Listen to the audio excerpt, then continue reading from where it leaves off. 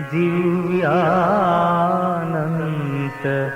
प्रभाव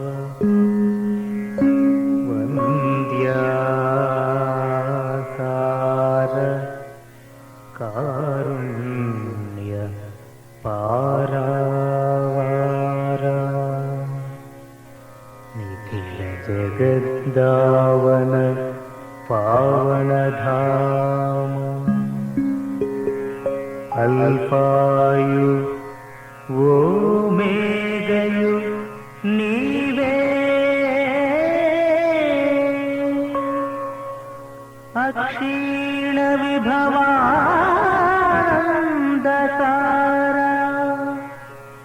त्रित्वमौ एक महादेव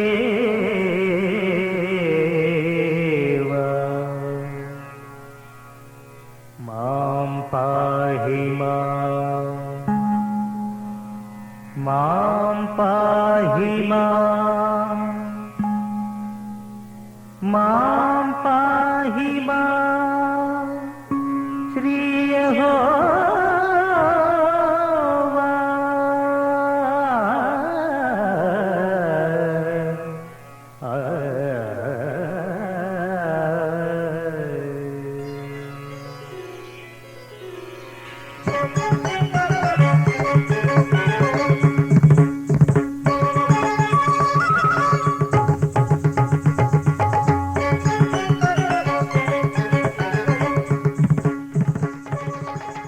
శుభోదయం. ప్రియ ఆరాధన శ్రోతలందరికీ నమస్కారం. శుభకరము శుభప్రదమైన ఆ కరుణామయుని నామాన్ని ప్రభాత వేళ సేవించడంలో ఎంతో ఆనందం ఉంది. మరి ఆ ప్రభువుని మనోల్లాసాన్ని కలిగించే గానం ద్వారా సేవించండి. ప్రియ సర్వమతాభిమాని, జాతి ఏదైనా జాగృతి ఒక్కటే, మతం ఏదైనా మనుగడ ఒక్కటే, భాష ఏదైనా భావం ఒక్కటే, ప్రాంతం ఏదైనా పొడమి ఒక్కటే, కులం ఏదైనా రక్తం ఒక్కటేనని, ఈ పంచ సత్యాలు ప్రపంచానికి ఆదర్శప్రాయమని చాటి చెప్తుంది ఈ ఆరాధన వాణి.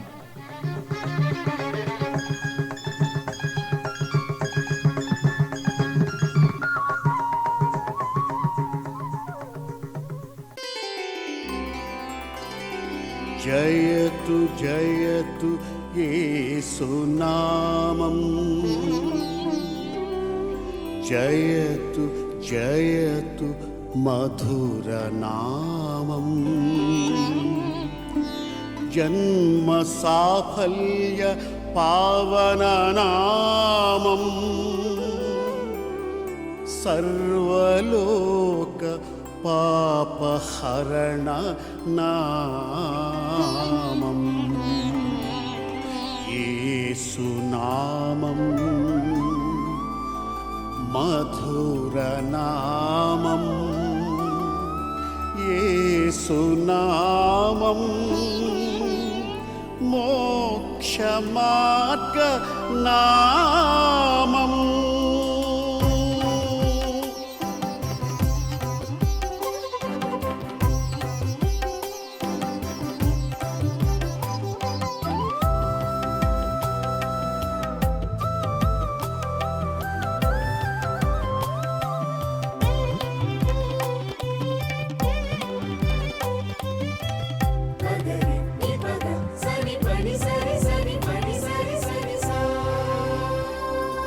కన్యా మేరీ గర్భఫలం ప్రవచనార్థ సారమిదం, కన్యా మేరీ గర్భఫలం ప్రవచనార్థ సారమిదం, సర్వలోక పాపహరం క్రీస్తు జన్మ సందేశం, సర్వలోక పాపహరం క్రీస్తు జన్మ సందేశం, క్రీస్తు శిల్వ సందేశం, కన్యా మేరీ గర్భఫలం ప్రవచనార్థ సారమిదం.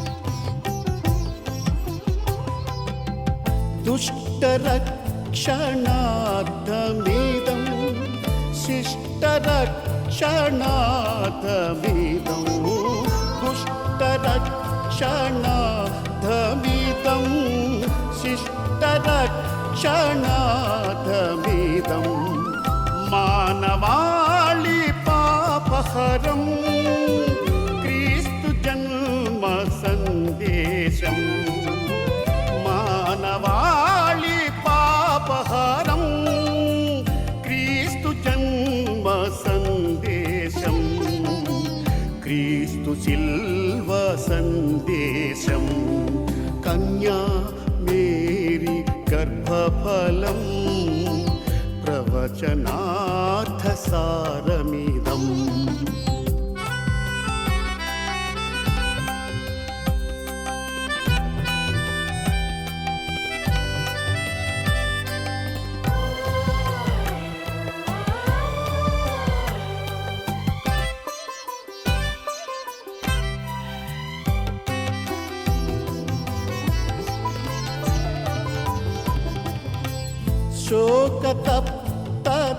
शोकतप्तदेहमिदं भीकरश्रम मार्गमिदं शोकतप्तदेहमिदं भीकरश्रम मार्गमिदं मानवाळि पापहरं क्रीस्तु जन्म सन्देशं मानवाळि पापहरं क्रीस्तु जन्म सन्देशं क्रीस्तु शिल्व सन्देशं कन्या मेरी गर्भफलं प्रवचनार्थसारमिदं कन्या मेरी गर्भफलं प्रवचनार्थसारमिदं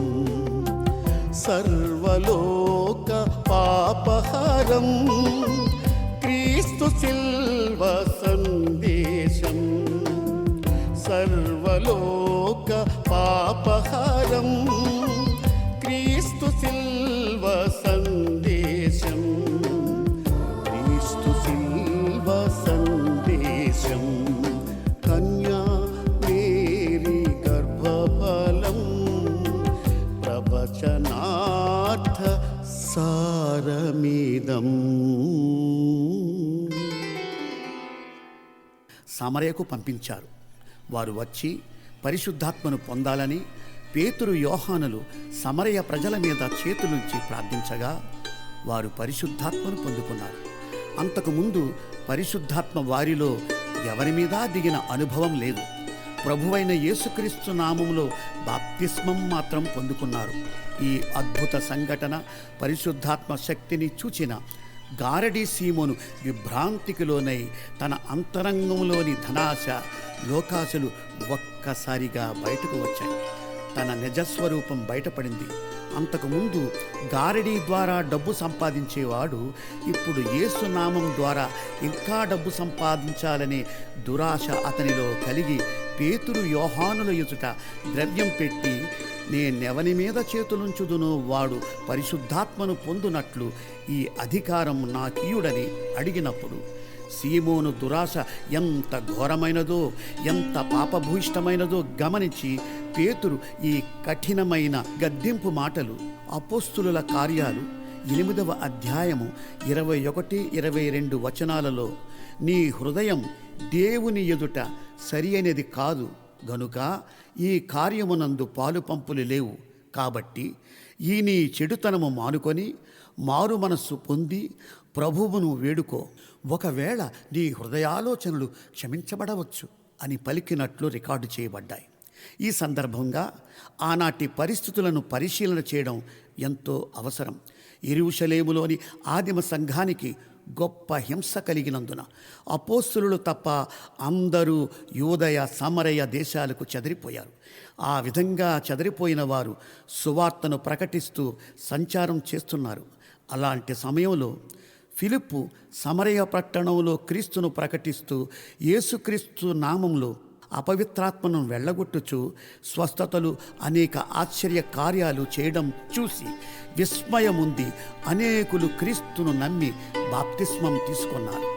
అదే సమయంలో ఆ పట్టణంలో సీమోను అను గారడీవాడు తన గారడీ విద్యతో అక్కడి ప్రజలను విభ్రాంతిపరుస్తూ తనేదో మహా దివ్య శక్తులు కలిగిన వానిగా గొప్పవానిగా తనకు తాను చిత్రీకరించుకొని అక్కడి ప్రజలను ఆకర్షించుకుంటున్నాడు.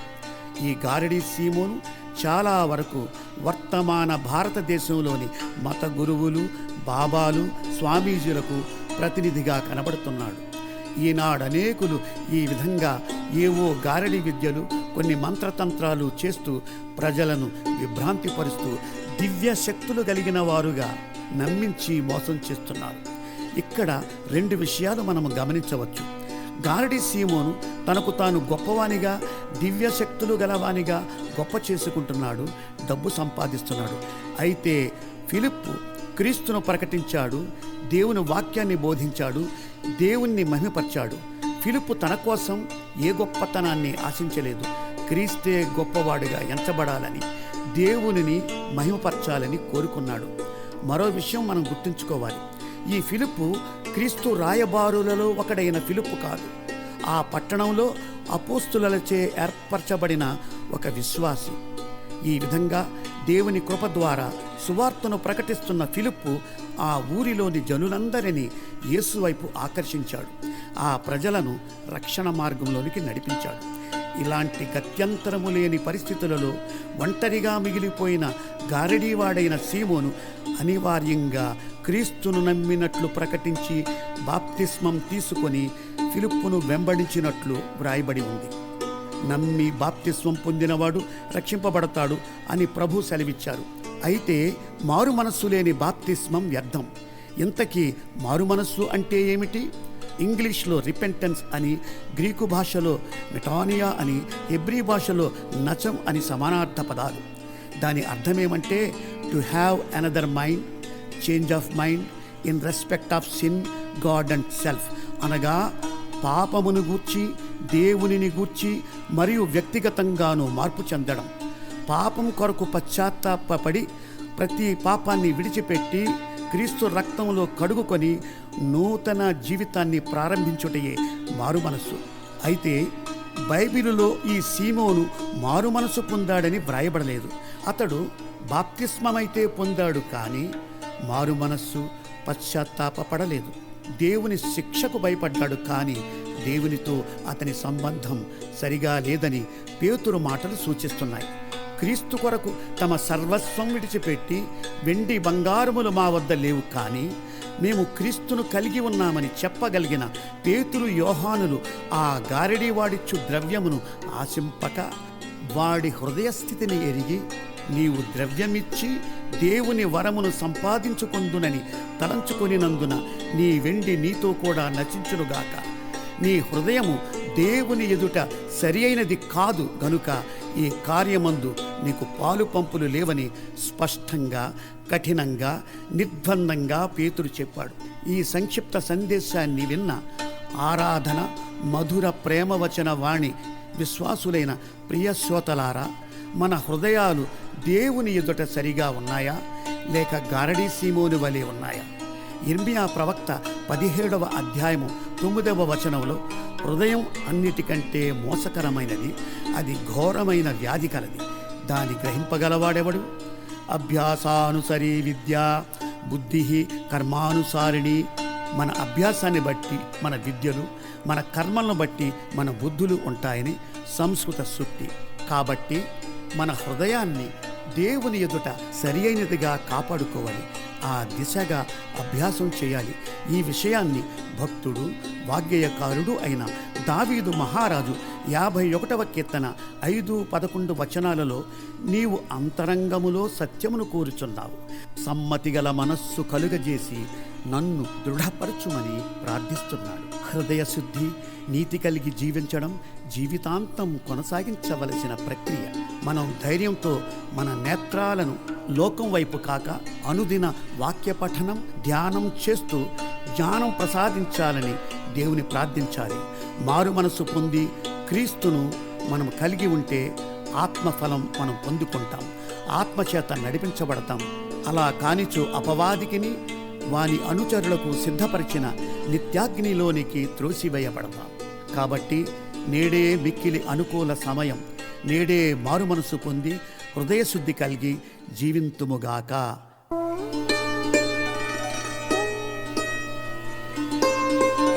యెహోవా నా కాపరి, నాకు లేమి కలగదు.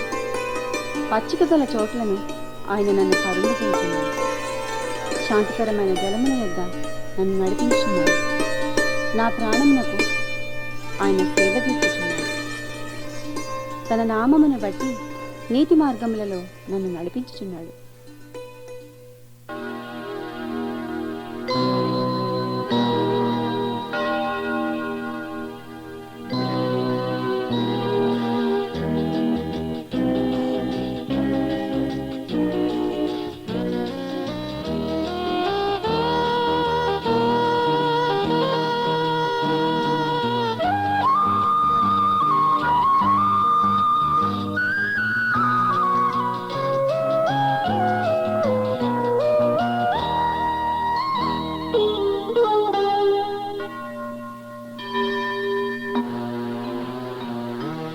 కాపరి ఓ కాపరి, నా చిన్న మందను మేపుము, నా తండ్రి ఇంటిని కాయుము. కాపరి ఓ కాపరి, నా చిన్న మందను మేపుము, నా తండ్రి ఇంటిని కాయుము.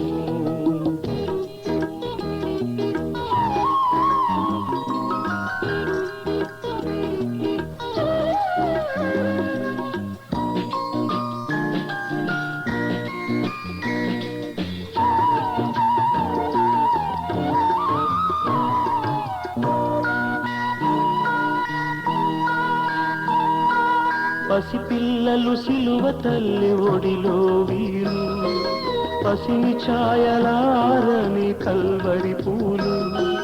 పసిపిల్లలు సిలువ తల్లి ఒడిలో వీరు, పసిమి ఛాయలారని కల్వరి పూలు. బలహీనులని నీవు వెలిగా చూస్తే కళవళపడి కన్నీరు పెడతారు.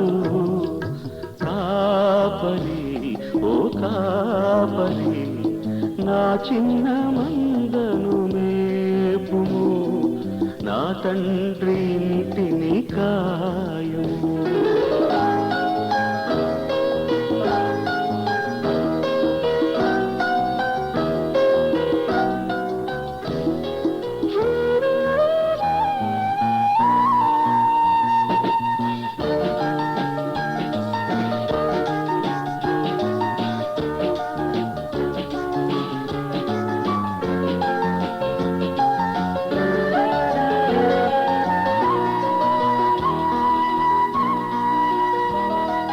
కసి ఉన్న పసవున్న సిలువ విప్లవం వీరు, కసిరితే విసిరితే కదిలిరాదు విప్లవం.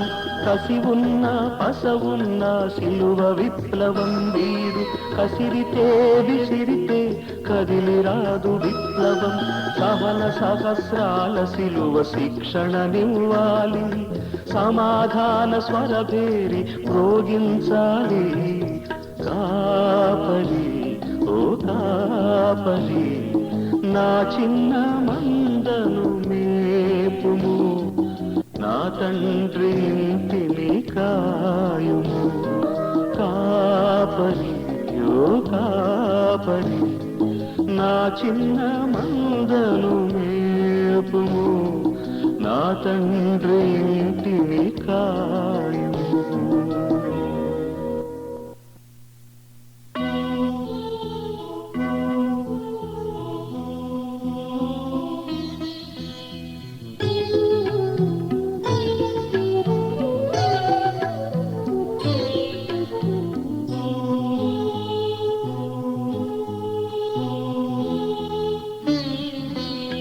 నా యేసు నా దేవా నా ప్రాణ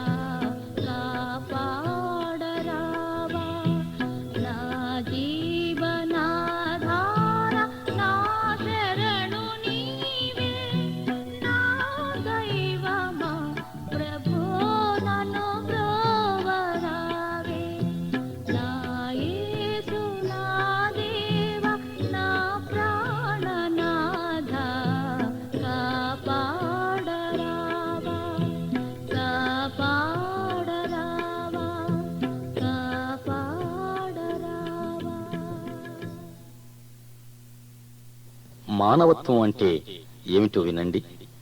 10 ఏళ్ల పాప, పేరు రూప. ఆమె తండ్రి మీద పగబట్టిన ఓ పాపారావు ఉన్నట్టుండి రూపను ఎత్తుకుపోయాడో నాడు. ఎత్తుకు పై ఎత్తుగా రూప తండ్రి మీద కక్ష సాధింపుగా ఆమె 2 చేతులు మణికట్టు వరకు అమానుష్యంగా నరికేశాడు పాపారావు. పాపారావు సాధించిన ఈ ఘోర విజయాన్ని రూప తండ్రి కళ్ళారా చూడాలని, క్రుళ్ళి క్రుళ్ళి ఏడవాలని, మళ్లీ లేవకుండా పోవాలని కోరుకున్నాడు పాపారావు. అందుకే రూపను మళ్ళా ఊళ్ళో దిగబెట్టి పట్టపగ్గాలు లేని అంబోతులా దేశం మీద పడ్డాడు. పాపారావు అనుకున్నట్టే జరిగింది. రూప తండ్రి కుమిలి కుమిలి ఏడ్చి మంచం పట్టాడు. కొన్నాళ్లకే ఆ మంచం శాశ్వతంగా ఖాళీ అయింది. కాలం కదలిపోయింది. 10 ఏళ్లు జరిగిపోయాయి. పాపారావును పోలీసులు పట్టుకోలేకపోయారు. కాని అతన్ని కుష్ఠరోగం పట్టుకుంది. అతని పాపకార్యాలకు సంకెళ్లు వేసింది. అంతటితో కథ అడ్డం తిరిగింది. ఓ రోజు సాయంత్రం అప్పుడే ఇంటికొచ్చి కారు దిగుతోన్న రూప వీధిలో బెచ్చమెత్తుకుంటున్న కుష్ఠరోగిని చూచి నిశ్చేష్టురాలై నిలబడిపోయింది. ఆమె కళ్లల్లో నీళ్లు తిరుగుతున్నాయి. కళ్ళు నులుముకుని మళ్లీ మళ్లీ చూచింది. నిజమే, సందేహం లేదు, ఆ భిక్షగాడు పాపారావే. రూప హృదయం ఓ క్షణం పాటు తత్తరపడినా తాను సంభాళించుకుంది. మరుక్షణమే అతన్ని పిలిపించి కడుపు నిండా భోజనం పెట్టించింది. అందరూ అదోలా చూస్తుంటే ఆమె మాత్రం ఏదో అనిర్వచనీయమైన అనుభూతితో తదేకంగా అతన్నే చూస్తోంది. ఆశించని ఈ ఆదరణకు కారణాలను ఊహించే వ్యవధి కూడా లేకుండా పాపారావు మాత్రం తృప్తిగా విందారగించి ముగించగానే అంతవరకు కనుల విందుగా చూస్తున్న రూప పాపారావు అంటూ ఆప్యాయంగా పిలిచింది. త్రుళ్ళిపడ్డాడు పాపారావు. వెర్రిమొహంతో నిర్లిప్తంగా చూస్తున్నాడు. పాపారావు, కంగారు పడకు, నేను రూపను, నీ పాత విరోధి కూతుర్ని. ఇదిగో కావాలంటే చూడు అంటూ కొంగుచాటున దాచుకున్న మొండి చేతులు 2 బయట పెట్టింది రూప. పాపారావు నోట మాట లేదు. అతని తల తిరిగిపోతోంది. కళ్ళు తేలిపోతున్నాయి. కాళ్లు వణికిపోతున్నాయి. ఆ నిశ్శబ్ద సందిగ్ధం భరించలేని రూప రుద్ధకంఠంతో మళ్లీ అంది, పాపారావు, ఇన్నాళ్లకు నేను నీ మీద పగ సాధించగలిగినందుకు నాకెంతో సంతోషంగా ఉంది. అయితే విందు భోజనం పెట్టి సత్కరించడం పగ సాధింపు ఎలా అవుతుందనుకుంటున్నావు కదూ?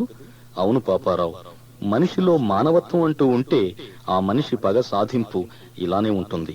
అది సరే గాని, మానవత్వం ఉన్న మనుషులు కొందరు ఇక్కడకు దగ్గరలోనే నిర్వహిస్తున్న కుష్ఠరోగుల ఆశ్రయం ఒకటి ఉంది. నిన్ను అక్కడికి పంపే ఏర్పాట్లు చేయిస్తున్నాను. అక్కడ సుఖంగా జీవించు అంటూ లోపలికి వెళ్తోన్న రూపలో దేవుడి స్వరూపాన్ని వెదుకుతోన్న పాపారావు చెంపల మీద కన్నీటి ధారలు కట్టలు తెగినట్టుగా ప్రవహిస్తోన్నాయి. మానవత్వం అంటే ఇదే అనడం అర్ధరహితం కాకపోవచ్చు.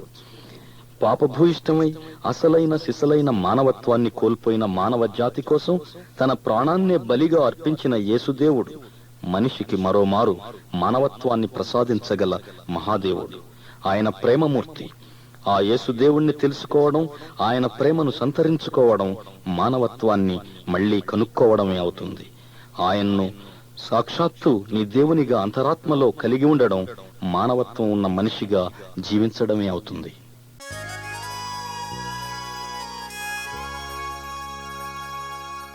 కరుణామయా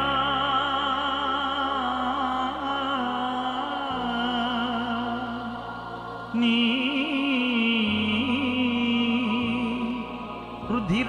రుధిరామృతధారలతో నన్ను కడుగుమయా.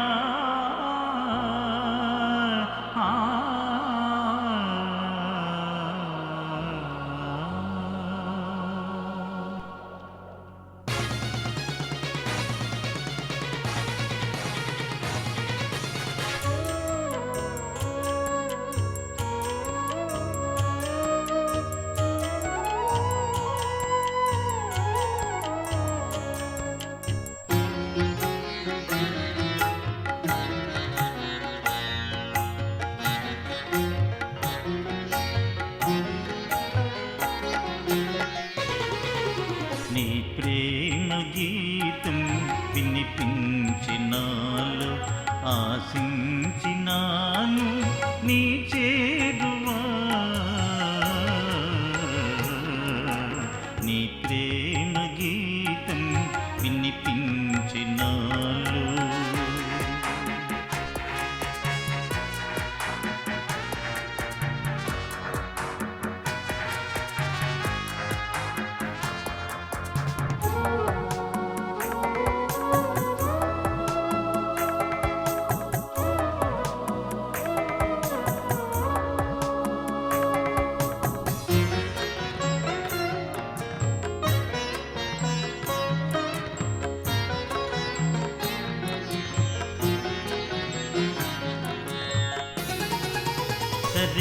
కదిగించినావా పాషాణ హృదయం నీ సిలువ ప్రేమలో.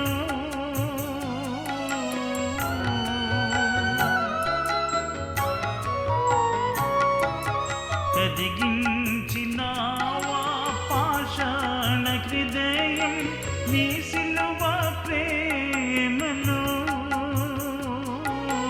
కలుషాలు బాపి కృపలిన్ను చూపి, కలుషాలు బాపి కృపలిన్ను చూపి దది చేర్చవా. నీ ప్రేమ గీతం వినిపించినాలు.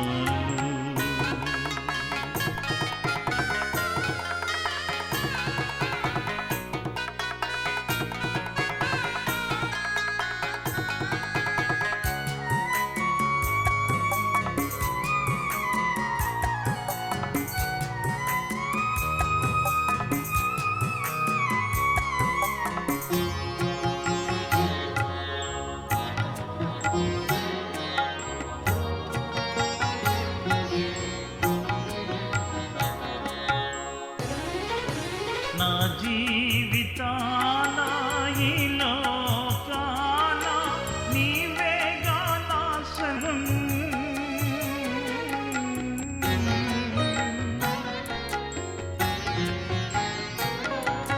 నా జీవితాన ఈ లోకాన నీవేగా నా శరణు. నీ చేయి చాచి నీ ప్రేమ చూపి, నీ చేయి చాచి నీ ప్రేమ చూపి దది చేర్చవా. నీ ప్రేమ గీతం వినిపించినాలు.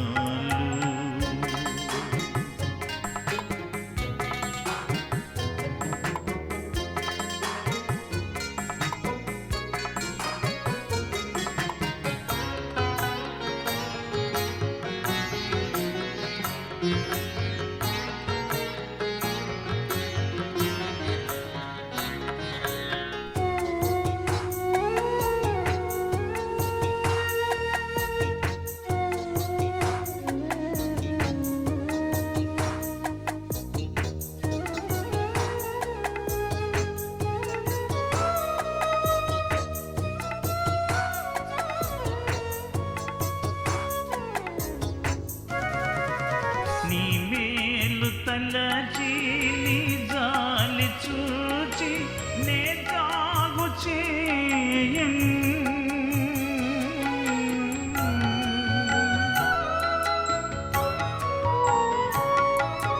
నీ మేలు తలచి నీ జాలి చూచి నే జాగు చేయను. నిన్ను చేరినాను కరుణించు స్వామి, నిన్ను చేరినాను కరుణించు స్వామి ప్రేమమయా.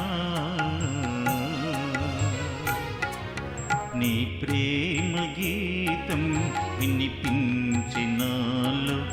ఆశించినాను నీ చేరువా. నీ ప్రేమ గీతం వినిపించినాలు.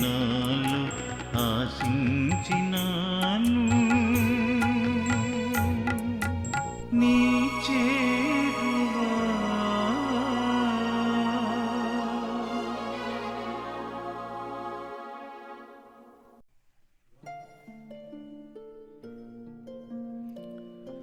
జీవము గల దేవుని సేవకుడినై దానియేలు, నిత్యము నీవు సేవించుచున్న నీ దేవుడు నిన్ను రక్షింపగలిగేనా? దానియేలు 6:20. దేవుని వాక్యంలో ఇలాంటి మాటలు చాలాసార్లు కనిపిస్తాయి. కానీ మనం ఎప్పుడూ మర్చిపోయేది ఈ సంగతినే. జీవము గల దేవుడు అని రాసి ఉందని మనకి తెలుసు. కానీ మన అనుదిన జీవితంలో ఈ సత్యాన్ని నిర్లక్ష్యంగా చేసినంతగా మరి దేన్ని నిర్లక్ష్యం చెయ్యము. 3-4 వేల సంవత్సరాల క్రితం దేవుడు ఎలా ఉన్నాడో ఇప్పుడు అలాగే ఉన్నాడన్నది లక్ష్యపెట్టం. ఆయనకి అప్పటికి ఇప్పటికీ అదే రాజరికం ఉందని, ఆయన్ని ప్రేమించి సేవించే వారి పట్ల ఆయనకి అదే ప్రేమ ఉందని, ఆ రోజుల్లో వాళ్ళ కోసం ఆయన చేసిన పనుల్నే ఈ రోజుల్లోనూ చేయగలడని, ఇదంతా ఎందుచేతనంటే ఆయన సజీవుడు, మార్పు లేని దేవుడని మనం మర్చిపోతూ ఉంటాం. ఆయనకి మన కష్టసుఖాలు చెప్పుకోవడం ఎంత అవసరం. మనం చీకటిలో ఉన్న సమయాల్లో ఆయన ఇప్పటికీ మరెప్పటికీ జీవమగల దేవుడు అన్న విషయాన్ని మనసులో ఉంచుకుందాం. నువ్వు ఆయనతో నడుస్తూ, ఆయన వంక చూస్తూ, ఆయన నుండి సహాయం ఆశిస్తూ ఉంటే ఆయన నిన్నెప్పుడూ నిరాశపరచడన్న నిశ్చయత కలిగి ఉండు. 44 సంవత్సరాలుగా ప్రభుని ఎరిగి ఉన్న జార్జ్ ముల్లర్ అనే నీ అన్ననైన నేను ఈ మాటలు రాస్తున్నాను. నన్ను దేవుడెప్పుడూ నిరాశపరచలేదు. ఇది నీ ప్రోత్సాహం కొరకు రాస్తున్నాను. ఘోర కష్టాల్లో, తీవ్రమైన శ్రమల్లో, నిరుపేదగా ఉన్నప్పుడు, అవసరాల్లో నాకు ఆయన సహాయం చేయకుండా ఎప్పుడూ ఉండలేదు. తన కృపతో ఆయన్ని ఆనుకునే గుణాన్ని ఇచ్చాడు. ప్రతిసారి నాకు సహాయం చేశాడు. ఆయన నామం గురించి ఈ మంచి మాటలు చెప్పడం నాకు ఎంతో ఆనందదాయకం. మార్టిన్ లూథర్ ఒకసారి ఆపదలలో చిక్కుకున్నాడు. భయం ఆవరించింది. తన టేబుల్ దగ్గర నిస్త్రాణంగా కూర్చొని ఆలోచిస్తూ ఉంటే అతని వేళ్ళు అతని ప్రమేయం లేకుండా ఏవో అక్షరాలని టేబుల్ మీద దిద్దుతున్నాయి. ఆయన సజీవుడు, ఆయన సజీవుడు. మనకి సమస్త మానవాళికి ఉన్న నిరీక్షణే ఇది. మనుషులు వస్తారు, పోతారు. నాయకులు, బోధకులు, తత్వవేత్తలు వస్తారు, మాట్లాడతారు, కొంతకాలం పనులు చేస్తారు. అందరూ నిశ్శబ్దంగా, నిర్జీవంగా నిష్క్రమిస్తారు. దేవుడు మాత్రం శాశ్వతంగా ఉంటాడు. వాళ్ళంతా చనిపోతారు, ఆయనే బ్రతికి ఉంటాడు. వాళ్ళంతా వెలిగించిన దీపాలు ఎప్పుడో ఒకప్పుడు ఆరిపోవలసినదే. కానీ వాళ్ళందరినీ వెలిగించిన స్వయం ప్రకాశకుడే దేవుడు. ఆయన నిత్యము ప్రకాశిస్తాడు. సిజి ట్రంబుల్ గారు ఇలా రాశాడు. ఒక రోజున నాకు డాక్టర్ జాన్ డగ్లస్ యాడమ్ గారితో పరిచయం అయింది. తనకి ఉన్న అతి ప్రశస్తమైన ఆత్మవరం ఏమిటంటే యేసు క్రీస్తు ప్రత్యక్షంగా తన మనసులో ఉంటున్నాడన్న అచంచలమైన స్పందన అని ఆయన నాతో చెప్పారు. యేసు నిత్యము వ్యక్తిగతంగా తనతో ఉన్నాడన్న విషయము తనని నిత్యము నిలబెడుతూ ఉందన్నారాయన. ఇదంతా ఆయన ఆలోచనలకు, యేసు తనలో ఎలా ఉంటున్నాడు అన్న అవగాహనకు సంబంధం లేని ఒక అనుభూతి. ఇంకా క్రీస్తు తన ఆలోచనకు నివాసం అన్నారాయన. ఇతర విషయాల నుండి తన మనస్సు బయటపడిన వెంటనే క్రీస్తు వైపు తిరిగేది. తాను ఒంటరిగా ఉన్నప్పుడు క్రీస్తుతో బిగ్గరగా సంభాషించేవాడు. వీధిలో కానీ మరెక్కడైనా తన స్నేహితుడితో మాట్లాడినట్టే మాట్లాడేవాడు. ఆయన క్రీస్తు సహచర్యాన్ని అంత ప్రత్యక్షంగా దానియేలు వలె అనుభవించారు.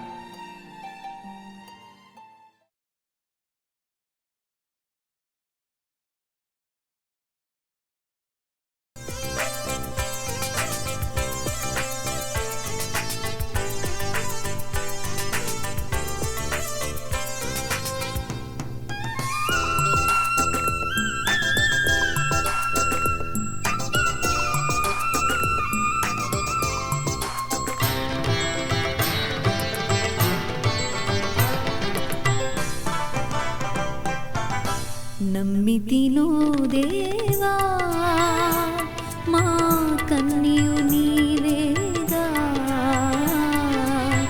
నమ్మితిలో దేవా మా కన్యు నీవేగా, మాకున్న శ్రమలో దీర్వా, మాకున్న శ్రమలో దీర్వా, నీ కన్న ఎవరు దేవా, నమ్మితిలో దేవా మా కన్యు నీ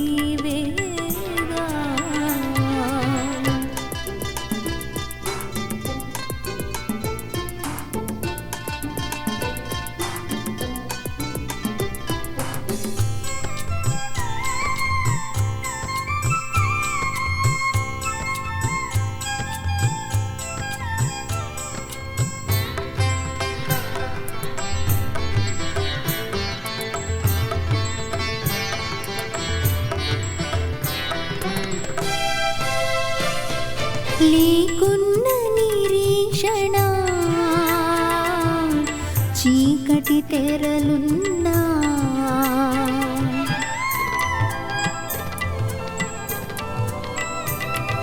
లేకున్న నిరీక్షణ చీకటి తెరలున్నా నీ సత్య వెలుగు నీడి మమ్ము నడిపించు నీ దారి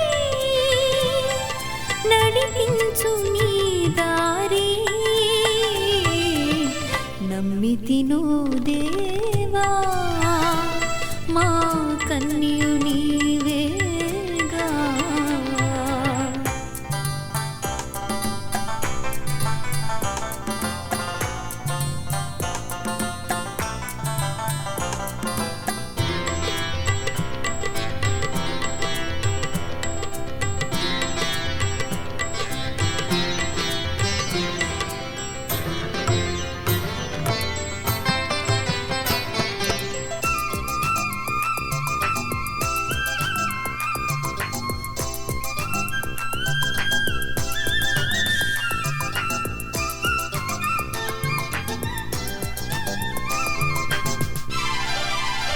మొండితనము నుండి చెడు బండ హృదయాలలా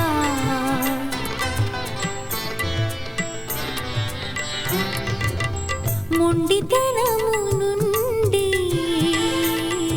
చెడు బండ హృదయాలలా నీ చిన్ని వెలుగు నీడి మమ్ము నడిపించు నీ దారి నడిపించు నీ దారి నమ్మితిను దేవా మా కన్యు నీవేగా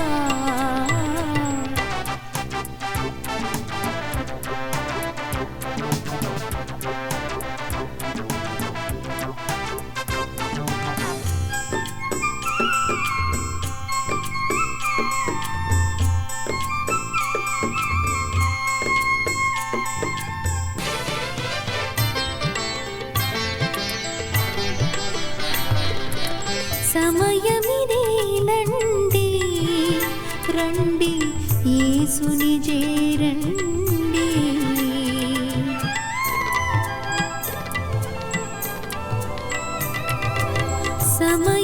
సమయమిదేనండి రండి యేసుని చేరండి అండ చేరకున్నా యేసుడు దండించునులెండి దండించునులెండి నమ్మితిను దేవా మా కన్యు నీవేగా నమ్మితిను దేవా మా కన్యు నీవేగా మాకున్న శ్రమలు దీర్వా మాకున్న శ్రమలు దీర్వా నీ కన్న ఎవరు దేవా నమ్మితిను దేవా మా కన్యు నీవేగా తండ్రి అయిన దేవుని నుండి ప్రభు అయిన యేసు క్రీస్తు నుండి కృపా సమాధానములు మీకు విస్తరించునుగాక. ప్రియులారా, మన ప్రభు అయిన యేసు క్రీస్తు బోధించుటకు వినియోగించిన ఉపమానములు సాదృశ్యములు చాలా భావగర్భితమైనవి. వాటిలో యోహాను సువార్త 10వ అధ్యాయము 11వ వచనములో యేసు, నేను గొర్రెల మంచి కాపరిని, మంచి కాపరి గొర్రెల కొరకు తన ప్రాణము పెట్టును అని చెప్పి ఉన్నాడు. ఇది చాలా లోతైన భావంతో నిండి ఉన్నది. ఇక్కడ ప్రభువు గొర్రెలను సాదృశ్యముగా ఎంచుకునేను. గొర్రెలు స్వతంత్ర జీవులు కాదు, తామంతటా అవి జీవించలేవు మరియు మిక్కిలి సాధువైనట్టి జీవులు, సంపూర్ణముగా కాపరిపై ఆధారపడి జీవించు జీవులు. కాపరి ద్వారము తెరచి ముందుగా నడుస్తూ అరణ్యంలోనికి వాటిని తోడుకొని పోయి అక్కడ చెట్ల కొమ్మలు వాటికి అందునట్లుగా వంచి అవసరమైతే కొమ్మలు నరికి గొర్రెలకు ఆహారము అందించును. వాటిని పచ్చిక బయళ్లలో మేపును. ఇతర మృగముల బారి నుండి రక్షించి కాపాడును. తగిన సమయంలో నీరు పెట్టి మరలా దొడ్డిలో చేర్చి ద్వారము మూయును. గొర్రెలు సమస్తమైన అవసరములకు కాపరిపైనే ఆధారపడును. మంచి కాపరి తన గొర్రెల కొరకు ప్రాణమిచ్చుటకైనను వెనుకాడను. 23వ కీర్తనలో దావీదు మహారాజు యెహోవా నా కాపరి, నాకు లేమి కలుగదు అని గళమెత్తి పాడిన. క్రైస్తవులందరికీ ఈ కీర్తన సుపరిచితమే. ప్రియులారా, మనం కూడా అన్ని విషయములలో అన్ని సమయములలో యేసుని కాపరిగా అంగీకరించి ఆయనను వెంబడించి గొర్రెల వలె అన్ని విషయములలో తనపైనే ఆధారపడాలని కోరుచున్నాడు. రోమా 8:35లో పౌలు, క్రీస్తు ప్రేమ నుండి మనలను ఎడబాపువాడు ఎవడు? శ్రమ అయినను, బాధ అయినను, హింస అయినను, కరువైనను, వస్త్రహీనత అయినను, ఉపద్రవమైనను, ఖడ్గమైనను మనలను ఎడబాపున. కనుక ప్రియులారా, మనందరము నిరీక్షణ గలవారమై సంతోషించుతూ, శ్రమయందు ఓర్పు గలవారమై, ప్రార్థనయందు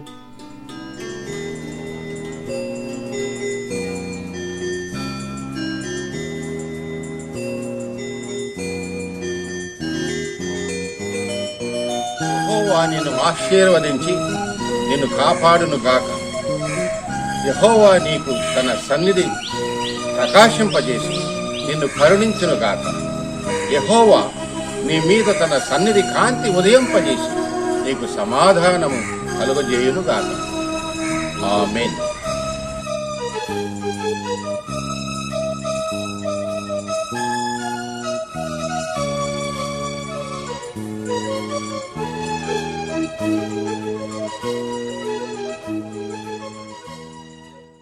మా కార్యక్రమాలపై మీ అభిప్రాయములను, సలహాలను, మీ ప్రార్థనా విన్నపములను మాకు తెలియచేయండి.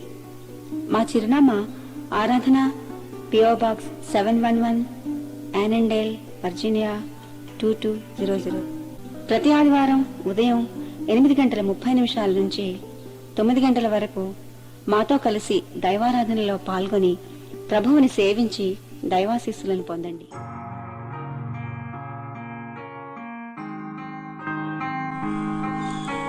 The Lord bless thee and keep thee. The Lord make his face shine upon thee and be gracious unto thee. The Lord lift up his countenance upon thee and bless thee. Amen.